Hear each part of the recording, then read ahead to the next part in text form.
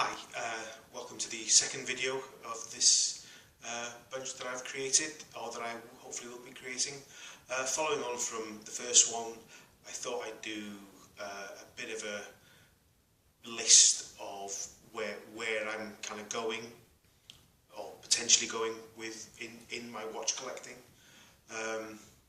As I say, I don't have that much in terms of resources available to me at the moment, so a lot of that will be, will be dependent on me getting more. At the moment, I'm not in that much of a hurry to go down the Omega and the Rolex route as such. I may visit them as time goes on. I'm not sure which one of the two brands. I guess I prefer Omega slightly to Rolex, just kind of aesthetically. Some of the Omega ones are slightly more pleasing to my eye than the Rolex, but I don't know whether I'll be able to go there eventually to either of those. They're all both a little bit out of my league at the moment. Whether I can get some second-hand ones, or there's stuff that I want to look at first, I think, before I go down that route. I've just thought I've created a list of watches that potentially I want to buy. So I just thought I'd go through that at this stage, see what you think. If you've got any comments, that'd be great. In no particular sort of order, and I'm looking at my phone here because I've got a terrible memory and I forgot to print this out, print the list out before starting this video. So I'm just doing it from my phone. So I'll hold that there and try and look sideways at it. I don't know whether it looks more or less professional. Who knows? Right. Well, the first one is the Young Hans. I think it's Young Hans. It's the Max Bill, which is a lovely white. I don't know whether you can. Actually, let's see if I can show this to you. Does that work at all? It's the one on the top. Yeah, it's probably not a great picture. I'll probably have to get a bit more professional on this. Yeah, it's a lovely looking watch. It's unusual for me. Well, I would have said, prior to drawing up this list, I would have said, well, white faces, I'm not that interested, but I've actually got 3 on this list, so maybe I'm more interested in white face watches than I actually originally thought. Yeah, so the first one on the list, just as I say, the first one I put down on this list, not the one I intend to get first, is the Young Hans Max Bill. It's just a 3-hander with the Arabic numerals. They do chronographs, they do black and whites, black ones. They do ones with I think they call them batons rather than baton markers rather than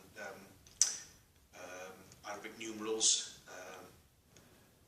And I think they do quartz as well as automatics. Obviously, I'll go for the automatic. So that's the first one. The second one is Bremont or Bremont. Simon Crane. I tend to call them. I thought they were Bremont, but Simon Crane calls them Bremont. So I'm going to go with Simon Crane because he knows whatever Simon knows is fine by me. It's the Solo. It's the black face, white hands Solo model. Again, I'll try and show you that one a little bit. Yeah. I know, I think Bremont are actually a little bit polarising. I know they had some trouble a year or so ago about whether their movements were in-house or not, but I like the styling. I like watches that are very clean, very crisp, not fussy. One thing you won't find on my list is a Breitling. I loathe Breitling watches. I think there's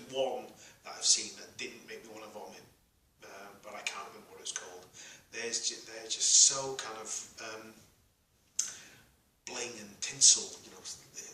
I can't be doing them, you know. I think, you know, if ISIS ever decide to blow up Santa's grotto, I think the result will look a bit like a Breitling, you know, sort of, like I said, just tinsel and nonsense. I really can't be doing with them, but so I'll probably get a load of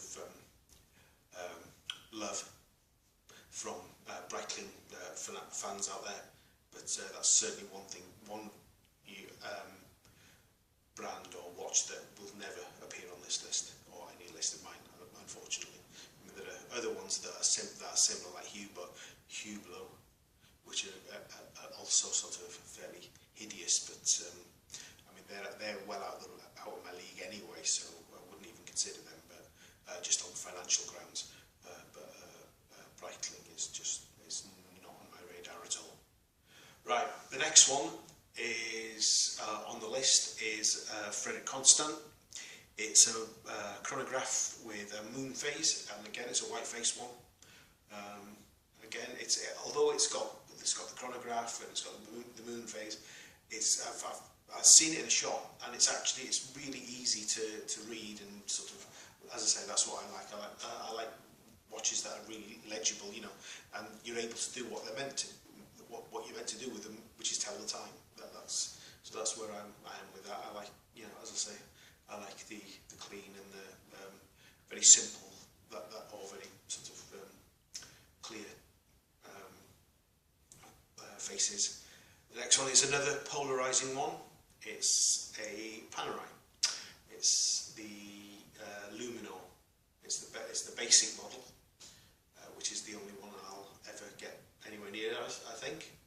I do like the ones with the small seconds, but I guess this is my target. If I ever get into a position where I can afford one with the small seconds or any other complications, then I might go for that one. But this is the one on the list at the moment. I really like Panerai. Again, they're quite, as I say, they're quite polarizing, but I like them.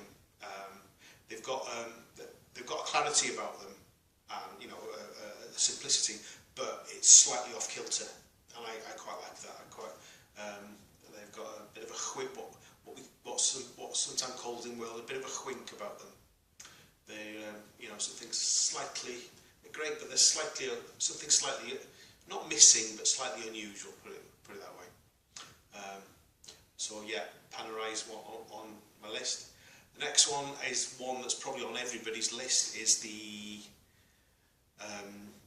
Black Bay, the Tudor Heritage Black Bay. It's one that gets a lot of love on the forums and the Facebook pages and all that sort of stuff at the moment.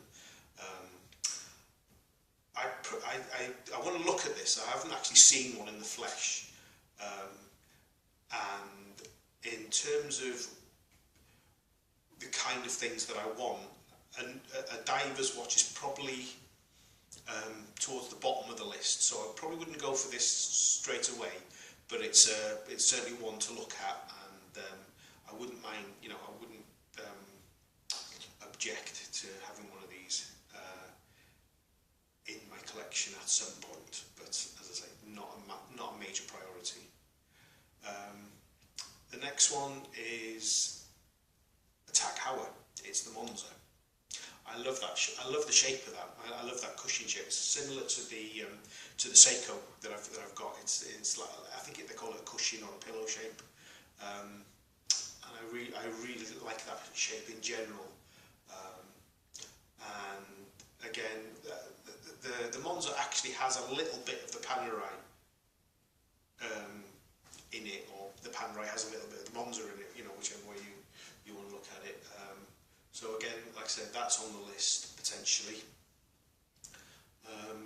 Then there's this, which is the Nomos Glashütte, the Tagomat, blackface, small seconds. Really like Nomos. I love the similar to the Max Bill in a way. I think they're both German companies as well. Just simple, direct, kind of unfussy dials like that. I really like that. And so I remember coming across the website and looking at the pictures and really reacting, almost like the hairs on the back of my neck went up, and I thought I really like that. So that's a definite sort of one on the list. And then this one's a little bit, I'm not quite sure, but it kind of looks good. It's the Ball Engineer 2 or Higher Moon phase. It's that. I don't know whether you can see that. I really like the blue on that. The only thing that concerns me a little bit about that is the cost. I'm not sure whether, I've read a couple of things that it may be a little bit overpriced. I've got a price on this list of 1,300 quid, which is a little bit, I'm just a little bit worried that I might be paying slightly over the odds about that, well, if I went for that. If I can get it second hand or whatever, I don't know. So if anybody has any experience of that, that'd be, and you fancy commenting, that'd be brilliant. Just let me know. And finally on this particular list is the JLC Geophysic True Seconds. The actual picture on this is fairly dodgy anyway, so I'm not sure that whether you'll be able to see that. But again, it's for me, it's all about clarity and just, it does the job, and it looks really elegant, and so yeah, that's on the list as well. I can't quite remember how much that was when I saw it on the website, but yeah, that's on the list. I also have a list of watches based on some of the comments of people like Simon Crane and Johnny Casual.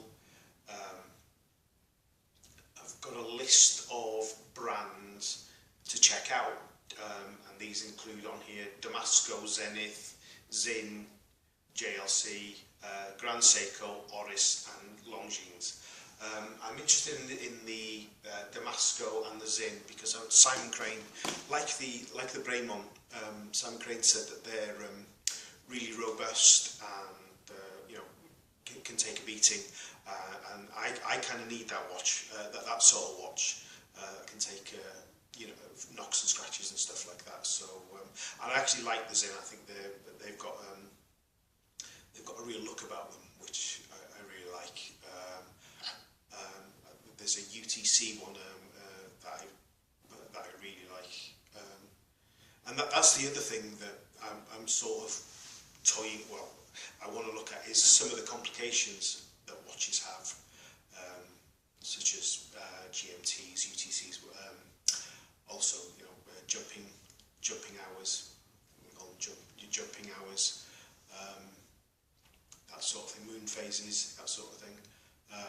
I've got a chronograph now, as I say, with the Tissot, so I'm not mad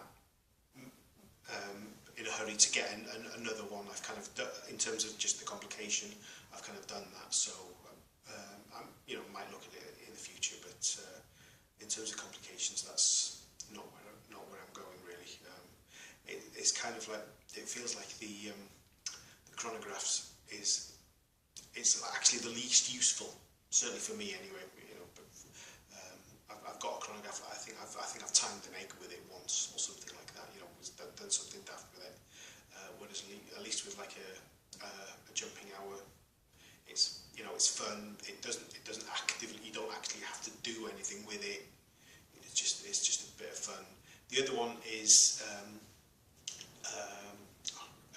like a regulator. I quite fancy looking at a regulator watch, which is the one with where a large hand pointing to the minutes, and then a small hand pointing to the hours, and then a third hand pointing to the seconds. So yeah, I might look at that. And a single handed watch. I think Meistersinger do some of them. It's just a watch with one hand on it, and the markers in between the hours are actually the minutes, and they sort of break down into 5, 10, 15 minute markers. So I might have a look at those. So yeah, complications is another area that I want to have a look at. Actually, I've seen quite a cheap Philip Stark, who is a designer. I think he's done a single-handed watch that was actually quite cheap. I think I looked I came across it on a website a couple of weeks ago. I think it does it for about 130, 150 quid, which is not too bad at all. So just kind of out of fun, I might look at those kind of complications. So that's where I am at this second video. Thanks for watching. Comments, subscriptions, all are grateful. Gratefully received. Especially any advice about some of the models that I've mentioned, particularly the ball one. That would be great. Okay, thank you. Bye now.